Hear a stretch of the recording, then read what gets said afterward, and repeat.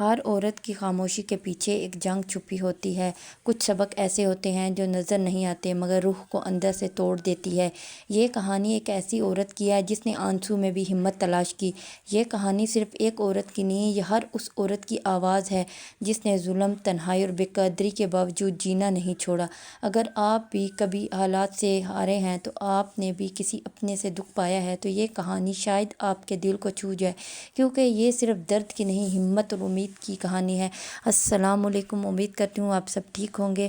وہ کہتی ہے میری بہت کم عمر تھی، نہ مجھے گھر سنبھالنا آتا، نہ کھانا پکانا، نہ جھاڑو پوچھا، کیونکہ میری امی نے مجھے یہ سب سکھایا نہیں تھا۔ بس پڑھنا اور اسکول، بس یہی زندگی تھی۔ پھر میری شادی گھر کے ہی رشتے میں کر دی گئی، میری امی کے رشتہ دار گھر، خالہ داد بیٹے کے ساتھ۔ میری شادی کی ایک اور وجہ تھی کہ میری امی اور ابو بیمار ہوا کرتے تھے بہت زیادہ۔ میرے شوہر مجھ سے 15 سال بڑے تھے اور میں عمر میں بہت چھوٹی۔ شادی کے کچھ مہینے ٹھیک گزرے، میں نے سوچا یہی زندگی ہے۔ وہ مجھے ہر چھوٹی چھوٹی بات پر ڈانٹتے، گالیاں دیتے، بلیک میل کرتے اور میں خاموش رہتی، کیونکہ مجھے لگتا تھا غلطی میری ہے۔ میں اندر ہی اندر ٹوٹ رہی تھی مگر کسی سے کچھ کہہ نہیں سکتی۔ ایک کم عمر لڑکی جو نہ اپنے حق جانتی، نہ اپنی آواز اٹھانا۔ وقت گزرتا گیا اور دیکھتے ہی دیکھتے میں 3 بچوں کی ماں بن گئی۔ میری زندگی میں چاہے کتنے ہی دکھ کیوں نہ ہوں لیکن میری دنیا صرف بچے تھے۔ یا اللہ، میرے بچوں کا اچھا مستقبل بن جائے، میں اپنی وہ زندگی دے سکوں جو مجھے کبھی نہیں ملی۔ میں چاہتی تھی میرے بچے اچھے سے پڑھیں، عزت سے جئیں اور درد کبھی نہ محسوس کریں جو میں ہر روز کرتی تھی، لیکن شاید میری آزمائش ابھی باقی تھی۔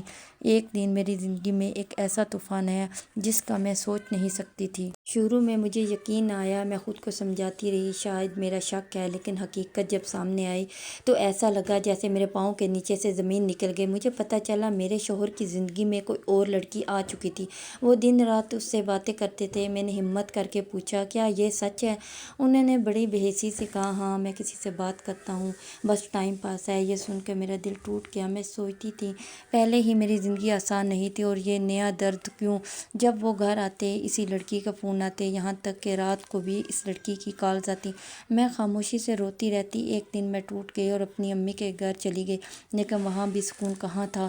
میرے بچے اسکول جاتے، میں اپنی امی کے گھر اسکول چھوڑنے اور لینے جاتی۔ اس دوران میرے شوہر مجھے اور پریشان کرتے ہیں، میں بچوں کو فیس نہیں دوں گا، میں تمہیں تمہارے باپ کے گھر ہی رہنے دوں گا۔ یہ الفاظ سن کر میں اندر سے کانپ جاتی تھی، کیونکہ میرے پاس ہنر نہیں تھا، کوئی سہارا نہیں تھا، کوئی کمائی نہیں تھی، میرے ماں باپ بھی امیر نہیں تھے۔ میں ہر رات یہ سوچ کر روتی تھی کہ اگر بچوں کی پڑھائی رک گئی تو کیا ہوگا۔ صرف اپنے بچوں کی خاطر، ان کی تعلیم کی خاطر، ان کے مستقبل کی خاطر میں دوبارہ گھر واپس آ جاتی، اپنے ماں باپ کی ناراضگی کے باوجود، بس اسی امید میں کہ شاید ایک دن سب ٹھیک ہو جائے گا۔ آہستہ آہستہ میں ڈپریشن میں جانے لگی۔ پھر میں سجدے میں گر کر اللہ سے دعا مانگی، یا اللہ میری آزمائش دور کر دے۔ میں نے اپنے شوہر سے یہ پوچھنا چھوڑ دیا کہ تمہاری زندگی میں کوئی اور لڑکی ہے۔ میں نے ایک دن بیٹھ کر اتنا بولا کہ اگر شادی کرنی ہے تو کر لے، لیکن یہ کام نہ کرے، بس میرے بچوں کے باپ ہیں اور کچھ نہیں۔ یہ بات میرے شوہر کے دل کو ایسی لگی کہ ان کی توجہ میری طرف ہونے لگی، لیکن میں اپنی باتیں اللہ سے کرتی، تہجد پڑھتی، اپنے فیصلے اللہ پہ چھوڑ دیے ہیں۔ ماں باپ اگر اپنی بیٹی کو صرف بیانے کے بجائے اسے جینے کے قابل بنا دے تو وہ کسی پر بوجھ نہیں بلکہ ایک مضبوط سہارا بن کر ابھرتی ہے۔ اپنی بیٹیوں کو ہنر سکھائیں۔ زندگی صرف شادی کا نام نہیں بلکہ تیاری کا نام ہے۔ ہر بچی جب اس دنیا میں آتی ہے تو اس کے اندر شمار خواب ہوتا ہے۔ اگر آپ کو میری ویڈیو پسند آئے، لائک کریں، سبسکرائب کریں۔ کل تک کے لیے اجازت دیں، اللہ حافظ۔